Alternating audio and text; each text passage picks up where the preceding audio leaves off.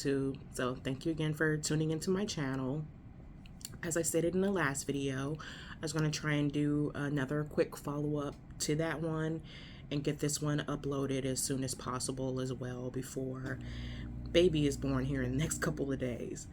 So only thing I really wanted to talk about in this particular video was kind of like my experience being in the hospital. So I have been here, today marks 6 weeks. Today marks 6 weeks since I've been in the hospital. It's been an experience. It really has.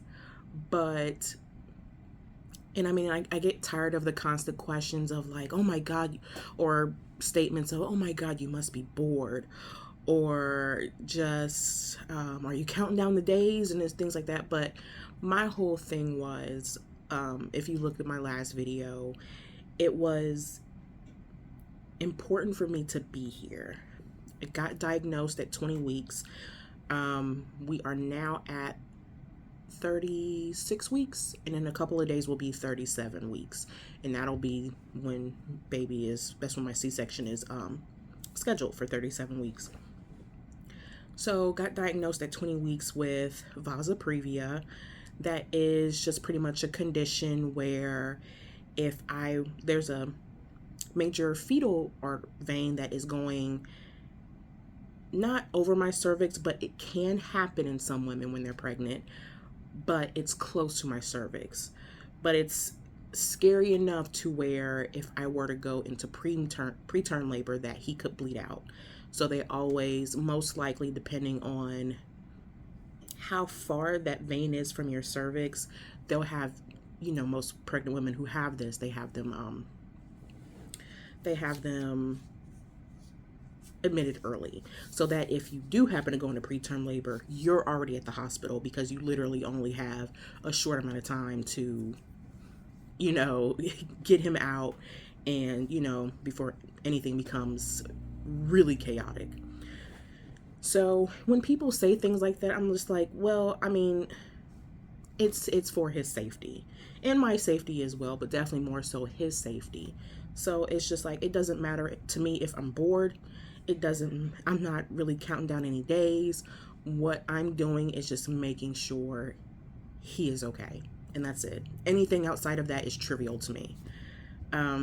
But still, with that being said, I've never been in a situation where I've had to be admitted to a hospital, honestly. Anytime I've ever had to come to a hospital, it's to visit other people who have been in long term. It's either I've had several ER trips, but I've never had to come to a hospital where I've had to stay not even one night. So like I said, it was definitely an experience. Now, when I did get myself admitted to the hospital, I had my ultrasound on a Friday and had myself admitted on that same weekend on a Sunday. And the reason for that being, even though after I had the ultrasound, the doctors, the high risk doctors are just like, everything's okay, your cervix looks okay, all of that.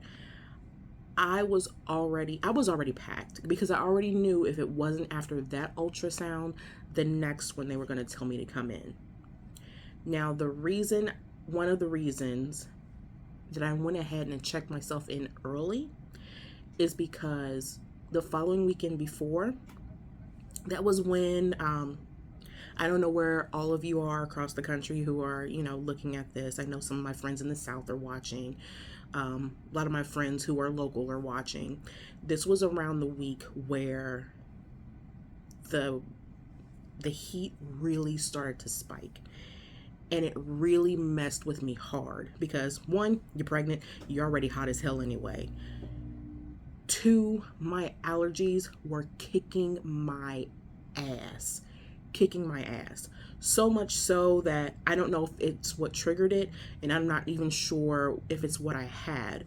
But one of my OBs said that I probably came down with a sinus infection because it was earlier in the week when those heat numbers were rising, And then all of a sudden, like, I'm starting to get like cold symptoms.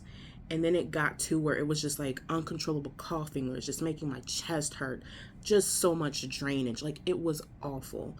And it got to a point, I felt bad for my boyfriend because I woke up in the middle of the night on like Father's Day, and I'm like, I've got to go to the ER. I've got to go right now.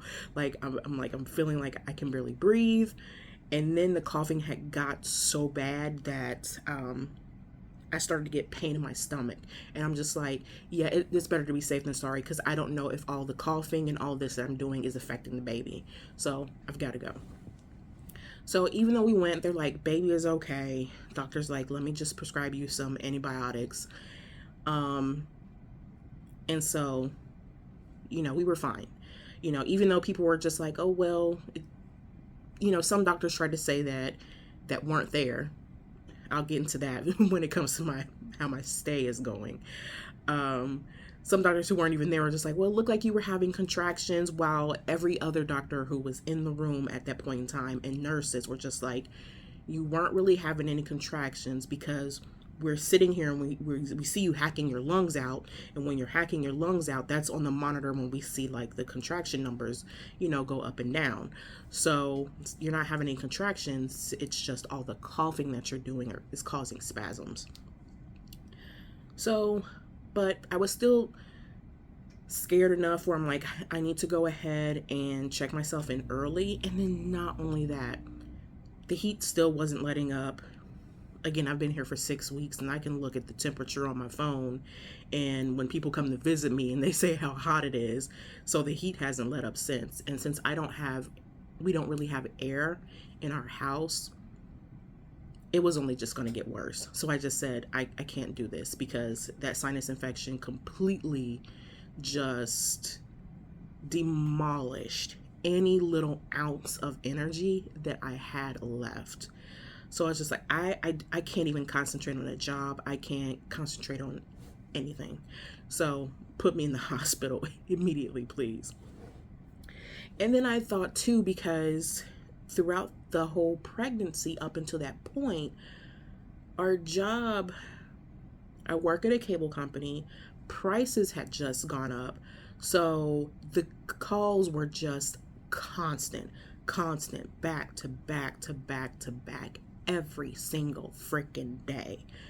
And it was just stressful.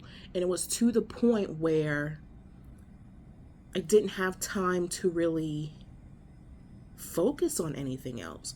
So I'm just like, I've spent this whole time during this pregnancy being stressed out and not really focusing on him. I'm not talking to him. I'm not, reading to him, saying anything to try and bond throughout that pregnancy, which is why in the last video, why I was so emotional, because this hospital stay allowed me to do that, to be able to try and bond with him as much as possible, so that he can hear my voice, recognize my voice, and, things like that. So I was happy that I did it, because it allowed me to bond with him in a way that I wouldn't have if I would have still stayed at home, still been working up until whenever they told me to come in or whatever, what have you. So there's that.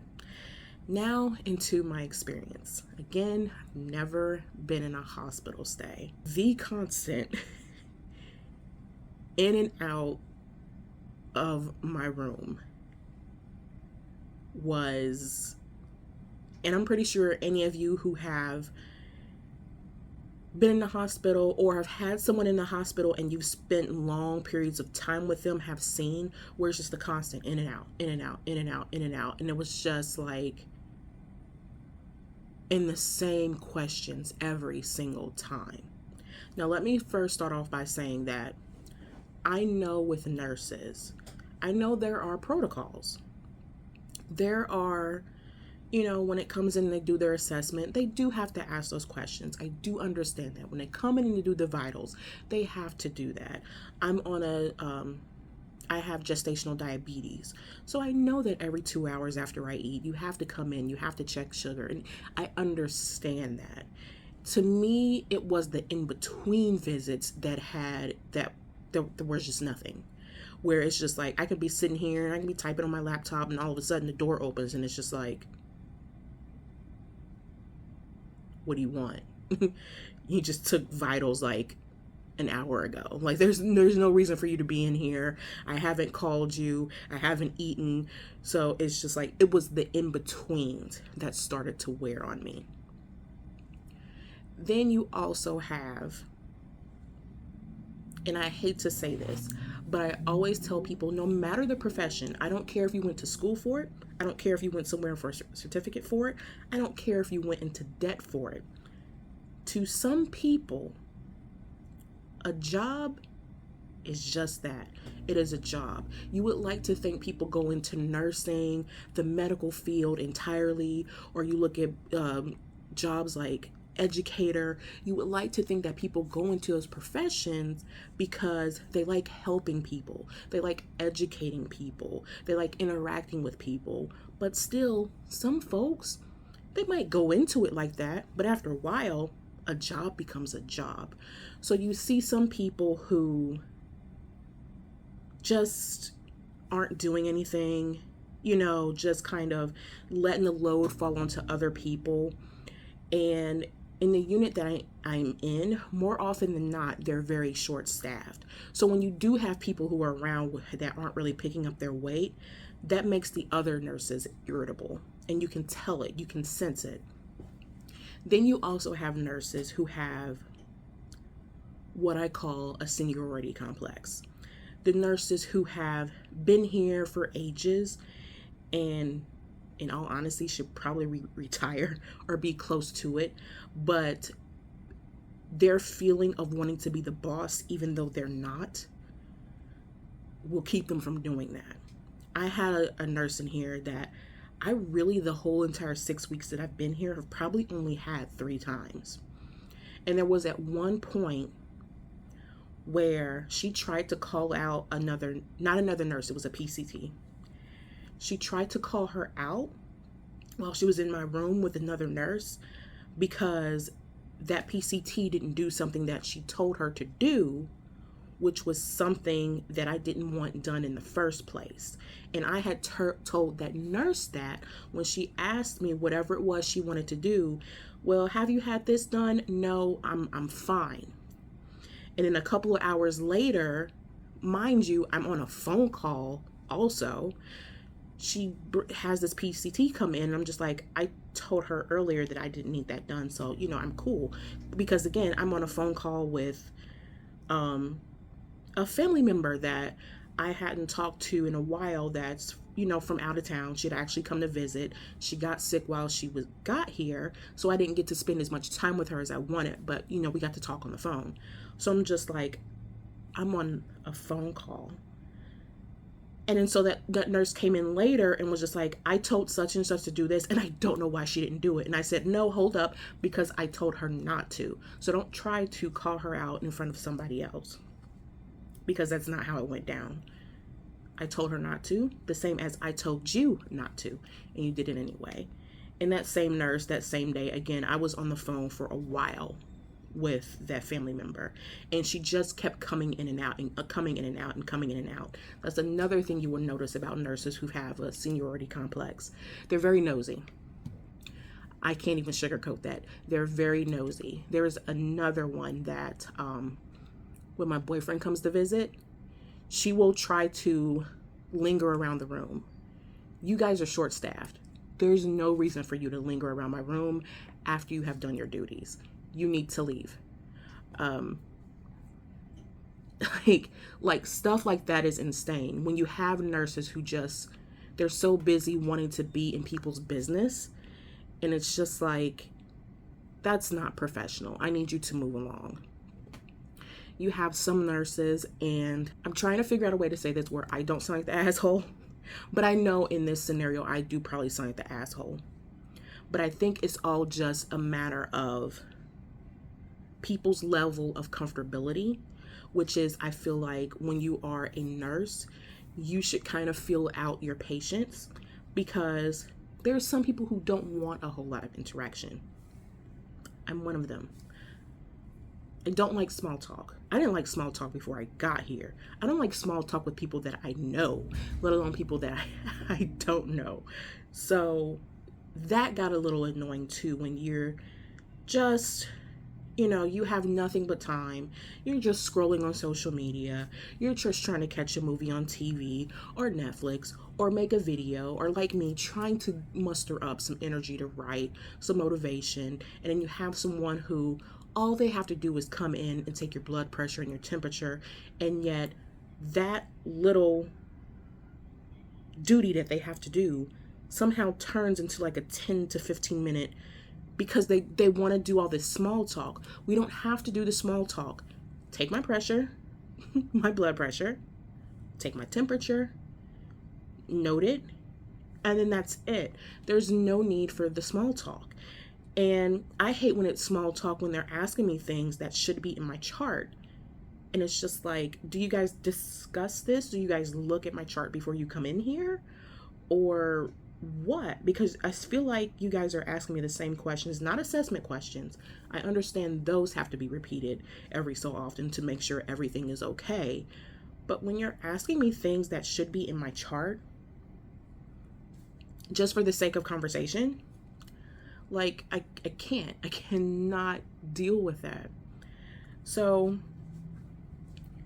thankfully, about 3 or so weeks ago, all of this changed. And this was because 2 things happened.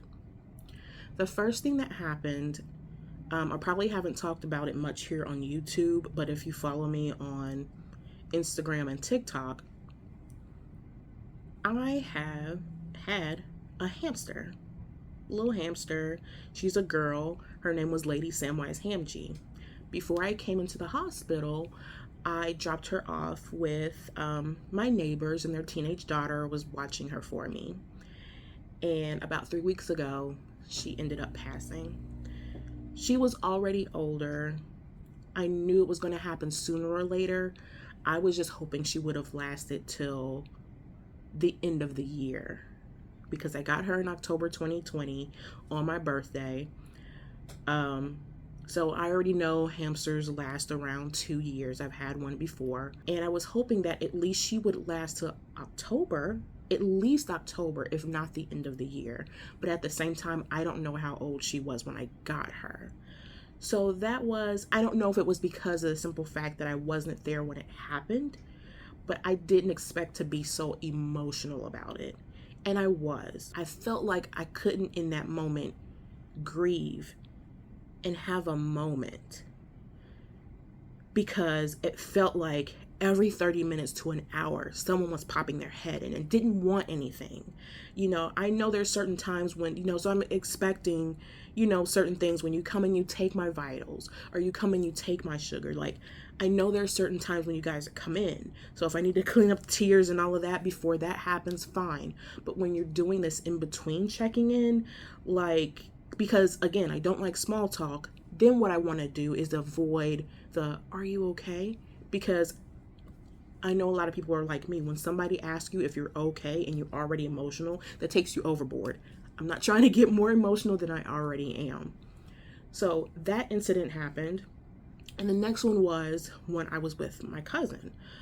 So that family member I was talking to on the phone, my cousin came and visited one day. She got sick. She was supposed to visit me the next day or the day after, and she couldn't because she was sick. So we're talking on the phone, and while we're talking on the phone, I have nurses who are constantly in and out, and instead of saying like, oh, I'm sorry you're on the phone, I'll come back later, they're still trying to talk to me about something that's totally not important or something that can totally wait. And I'm just like, phone. And and I was just like, you know what, that's got to stop.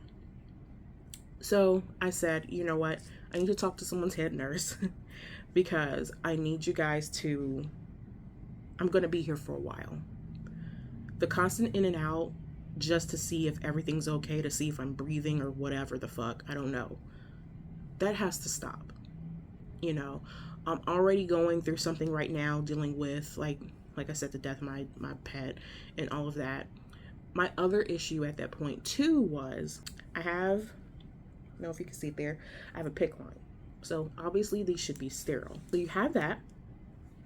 I do have to take insulin twice a day. And they check my sugar pretty much 4 times a day. My fasting and then 2 hours after I eat each meal. A lot of these nurses were not wearing gloves when they did this. So I could kind of understand where people were like, when they would give me my insulin, it was like, well, they don't really wear gloves because there's no blood that really, okay, but no, you're still administering a medication and a needle into my body. You should wear gloves. Then when it got to the point where they're flushing my PICC line, which should be very sterile, not using gloves. So I got tired of continually kind of repeating myself to individual nurses that, hey, I need you guys to wear your fucking gloves. That I was just like, you know what? I had to become Karen. Let me talk to somebody's manager. So talked to the head nurse, and I was shocked when she told me that, like, yeah, the whole gloves wearing thing really isn't protocol. When I had this discussion with her, I haven't looked into it since. I can't imagine that it's changed too much. But there were already reports of numbers of COVID that were going up in my county. Then you add on monkeypox. And then you want to tell me when somebody is dealing with my PICC line that is going all the way up my arm, up into my heart. It ends right here. And you're telling me they don't have to wear gloves for that when they deal with that? No, I need you guys to wear gloves, period. There was only one nurse. I didn't tell her directly, but there was another nurse on duty at the same time that was handling me. And I told her, do not let that lady come back into my room. And this is when somebody who was actually dealing with blood. She was taking my sugar and did not have on gloves. Honey, that is not just for your protection, for my protection, that is for your protection. You are dealing with my blood and you're not wearing gloves. So after I did that, I talked to the head nurse. Then it got a little better. It got a little better with the constant barging into my room. Because also what would be nice too is when they did barge into your room, they would kind of knock, wait for an answer, and then come in. But it's just kind of like a knock as you open, and it's just like, you don't know if I'm butt ass naked. You don't know if I have somebody, a visitor here, whatever. There's like no privacy at all. But they've gotten better on that. They've called it cluster care. So they even got better to the fact where, because when they would take my fasting sugar, it would be like 6 o'clock in the morning. I'm going to be here all day. So they're just like, okay, so we'll change it where we'll take your fasting sugar. When you wake up, you call us, you let us know, and we'll just do it before you get breakfast. Cool. So I haven't had to wake up at 6 o'clock in the morning now for the past couple of weeks, and that's been good. I wish there was something you could do about the small talk, but like I said, that is just on an individual basis. But I kind of wish just anybody in any profession, if you get the feeling that the person that you're dealing with is not a person that's in the small talking, then accommodate your conversation to that. If you have somebody who is just a person who can talk to anyone, anywhere about anything, then that's where you bring in your small talk.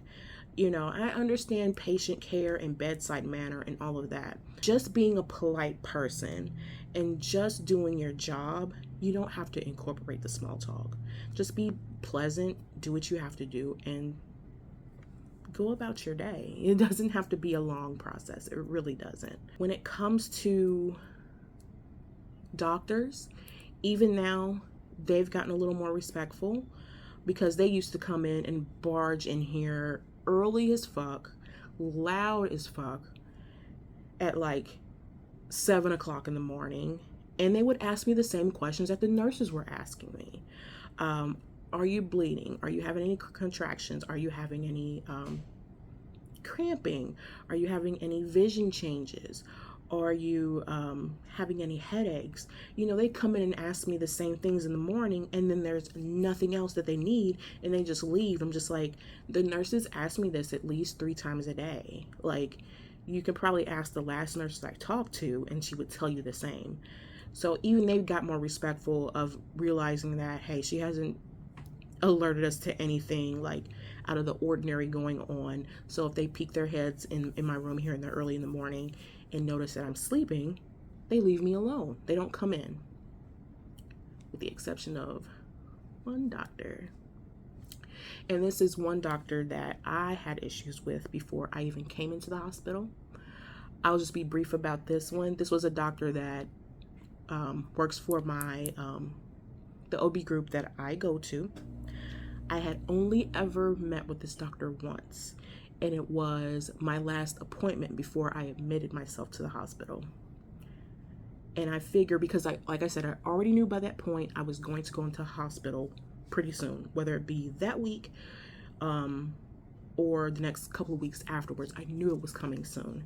This doctor, without have seen me before, was like, oh yeah, you're probably going to the hospital this week. That was strike number one.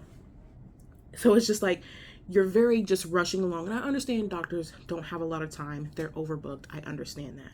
But she just rushed through everything. So since I knew that I would probably go into the hospital before I had another OB visit, I had a list of questions. I had a list of questions of everything from, I wanted to know about, I knew I was going to have a C-section, but I still wanted information about doulas. I had questions about parenting classes. I had questions about breastfeeding, some of my medications. I had all of these questions, and all of these questions she pretty much ran through, tried to answer before I even finished the question, or pretend she didn't know. Like, for instance, with me having the Vasoprevia, with it being so rare, I didn't know what I was heading into. I joined a Vasoprevia group on Facebook, and one of the moms in the group had said, just a heads up, I really did not like having a midline versus just an IV. I know what an IV is. I would like to think most of us know what an IV is. I had never really heard the term midline. So one of the questions I asked her, I was just like, so I know when I go in here, I'm going to be in here for several weeks. What would you recommend with an IV versus a midline? Because I've heard this being in this group and blah, blah, blah. And she goes, midline? What? I don't know what that is. Maybe you should check back in that group and see what that is. See if you got the terminology right. Blah, blah, blah, blah. And I'm just like, how do you as a doctor not know what that is? I knew it had to be a thing, because it's not like this mom posted this and that post just kind of went into the wind. There were people commenting on it. So it's not like this one person's the only person who had this done with them. There were several people. Then when I go to check myself in the hospital, without me even asking, the doctors that were admitting me were saying like, okay, so since she's going to be here for probably at least over 30 days, we should probably put a midline in her. And I was just like, whoa, so that's a thing, huh? And they're just like, yeah, we do it for the long-term patients. We put in a midline so that we're not sticking you every time we need blood or put in medicine or whatever. It's just, you already have it there. I said, because when I asked the doctor before I got in here, she said that it doesn't exist. And they're like, oh, Doctor who? And I told them, and they're just like, well, maybe she, with the doctors and all of this, that maybe they don't know each individual, this, that, and the other. And it's just like, I want to give her that benefit of the doubt. But here's the thing, as a medical professional, what she should have done, instead of saying that this doesn't exist or I don't know what you're talking about, what she should have done was, let me check into that. But she didn't. So I was just like, yeah, so you know what? I don't want her a part of my care. Not at all. Please. Again, Then we had the weekend where I had my sinus infection. So one of the other doctors from the practice was there when I was in the emergency room. He saw everything. He said, you look great. If you're having any problem with your breathing, it sounds like you have a sinus infection. Here's your antibiotics. You're good to go. Baby is fine. So that doctor that I had the run-in with called me the next day. I didn't know who it was. So I don't answer numbers I don't know. So I didn't answer that call. And there was no voicemail left. Then there was another call that was made like an hour later. No voicemail. And it was a restricted number. Definitely not answering that. And there was another number like that and blah, blah, blah. And then there was another number that popped up calling me like that again later on in the day. So what I did, I was just like, because something told me deep down it was probably her. So I answered it, but I didn't say anything. I just let it sit there and I listened to the voice. I'm like, yep, that sounds like her. So she just hung up. She didn't call back that day. Then the next day, I get a call from the nurse at their practice. And she goes, okay, so Dr. Such and Such tried to call you earlier, which was a lie. I didn't get any calls earlier that day before that one. So that was another one. I'm like, yeah, I definitely don't want that woman a part of my care. And she goes, yeah, Dr. Such and Such says that she thinks you should go ahead and be admitted. She wanted you to go yesterday. And I was like, oh, okay. So that's weird because the doctor who was actually there when I was in the emergency room said everything was fine. And she's like, well, Dr. Such and Such doesn't agree with that. I'm like, you know what? I'm going to follow the advice of the doctor who was actually there to see me.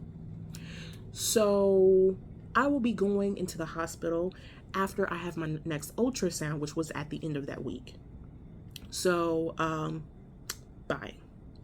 So since I've been here, I've only seen this doctor a few times, and I have had discussions with two of the doctors from the practices that I do not want that doctor a part of my care. Apparently that was not noted because that doctor still kept checking in on me.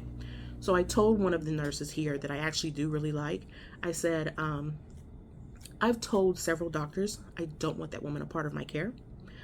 I don't know if she's just not getting the memo or if she's doing it out of spite because she's the only doctor after all the doctors have chilled out from waking me up in the morning. She's the only one that still comes in here. And she's just like, I'll go tell her. That's why I like her, because she doesn't give a fuck. She's like, I'll go tell her. And then the doctor came in to apologize, but it was really just kind of gaslighting. It was more so, I never had anybody in my entire career say that they never wanted to see me. I've been doing this for 16 years. I've never had that before. It was more about, I've never had anyone, more about her reputation with her career. And it's just like, not everybody has to like you, boo. And I don't. So there's that. What did I do? I was like, you really didn't answer my questions and you kind of just really wrote me off. And it was really just kind of rude. Well, was I mean about it? It doesn't matter if you were mean. Even if you said it in a polite way, you still wrote every single question that I had off, knowing that I'm dealing with a scary situation. Then it became like, well, I hate when I hear doctors do that. So I try to sit down with each of my patients and try to answer this and that and the other. And I'm just like, well, you didn't do that day. So, and I know people can have an off day, but it's just a simple fact of like I said, the one issue, you just try to write it off like you didn't even know what the fuck I was talking about. It became, well, maybe when you were asking me, I didn't get a sense of urgency. So it's like, okay, so we're putting it back on me. So because I'm asking you a question about an IV versus a midline, and because I didn't say it with such urgency, can you tell me what's the difference between this and this, that now it's my fault that you wrote me off, that you didn't feel like it was important because I wasn't asking even the simplest questions that I had. I wasn't asking that urgent enough. You know what? Get the fuck away from me. And then there's another doctor that I had an issue with here. He is a male, we'll say probably in his 50s. And you can imagine doctors from probably around that age range where it's more about ego than care. So had one time when he came in here, well, anytime that he came in here, very loud, very extremely loud, with his interns behind him. And he wants you to know who he is. Hey, good morning, I'm Dr. Such and Such, and he has a little name tag, zzz, all the way in my face, like that, okay? And I'm just like, just think about it. You're asleep and you have somebody put their name tag in your face like this, and you're just like, that's not necessary. I know who you are. We have met before. That shit pissed me off. Then he got to the point where he was getting too fucking touchy-feely. And when I had enough of him is, there was one time he came in early, loud as fuck. I'm laying on one side, the side that is facing the door. For whatever reason, instead of walking to the side of the room where I can see him and we can see each other and we can talk face to face, he goes and he stands behind me. And immediately when he does that, he grabs my shoulder like this. And I'm just like, I reach my hand behind, under him, just like, yo, what? And he goes, are you ticklish? I said, no, I don't like people touching me. And he goes, and then he just tried to make, gaslight and try to make some type of joke out of it. Oh, are you ticklish? You want to do? I'm like, no, I don't want you touching me. It was kind of unnecessary. And I'm thinking to myself anyway, I don't know why you're standing behind me. That's sus. I don't know why you're doing that. And then as he's walking out, of course you gotta make your interns giggle, and like they probably better giggle. He's like, well, I won't be in next week or whatever, so you don't have to worry about me touching you. Next time I saw my regular doctor, I said, I don't want him anywhere near me either, because again, as a medical professional, probably what you should have said was, I'm sorry, I apologize, because there are certain people out in this world, surprise, who don't want to be fucking touched, not by strangers. And for you to try and make light of that was really rude, instead of just saying like, oh, I apologize, I didn't mean it, force of habit, whatever it may be. But it was just really fucking unnecessary. So I haven't seen him since, and thank God. I've heard him in the hallways, but I have not seen him since. So I'm tight on that. Other than that, like I said in my last video, that for the most part, I just did this for my kid. I know it was, and I needed the break. I needed the breath, take off, to bond with him, make sure he's okay. So overall, I did it for him, even though this has been a very lonely stay. Really, the main person who's ever come to visit me the whole entire time I've been here is my boyfriend, and he's been a fucking rock star. He's been a fucking rock star, really. My mom, in the 6 weeks that I've been here, has only been here like 5 times. I have not seen any of my friends. They haven't come to visit me. Other family members have not come to visit me, with the exception of my cousin. She's from California. I'm in Ohio. She came into town, which was already set up before, all of this happened, me going into the hospital. She even made time to come see me. And I have people who live here that I have not seen. So it's been a very lonely stay. A very, very lonely stay. And what's going to make it more awkward is I know after this baby is born, there's going to be people reaching out, asking for pictures, asking when they can see him. And it's just like, where were you when I was cooped up in this hospital room for 6 weeks? Like, where were you? You know what I'm saying? So I know my circle is already small. I already know that it's small. But to see how small it is, even though you would like to think that there should be family around and close friends, they're not. And it bums me out, because I know in a heartbeat, like, you've got your internet friends, but I know if I was with near my internet friends that live in Tennessee or Oklahoma or Chicago, or my friends from Chicago, I would have visitors. But it's the people who grew up around me and are related to me, and it's just like, it's been a very lonely stay, but it is what it is. I've found things to do. I've made videos. I've been doing a little bit of writing, so that's good. I'm hoping to have my next book out here pretty soon. I've been able to kind of pop out a couple of poems, because that was the next book I wanted to do, was a book of poetry. I've worked a little bit on the novel that I'm working on, but I'm pretty much I'm done with it. I'm just pretty much going back and kind of fine tuning things.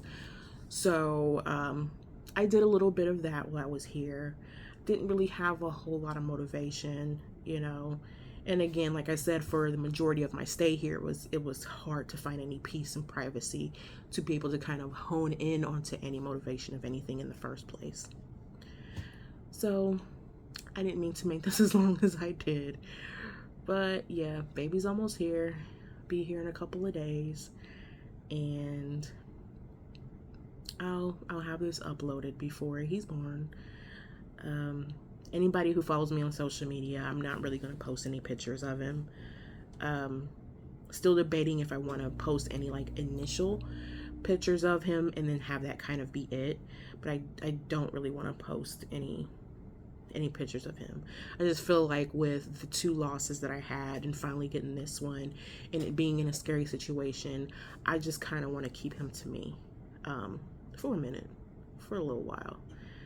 But eventually I'll probably post pictures. I'm not going to police family on posting pictures. So like my boyfriend's family, you know, I'm not going to police them that much.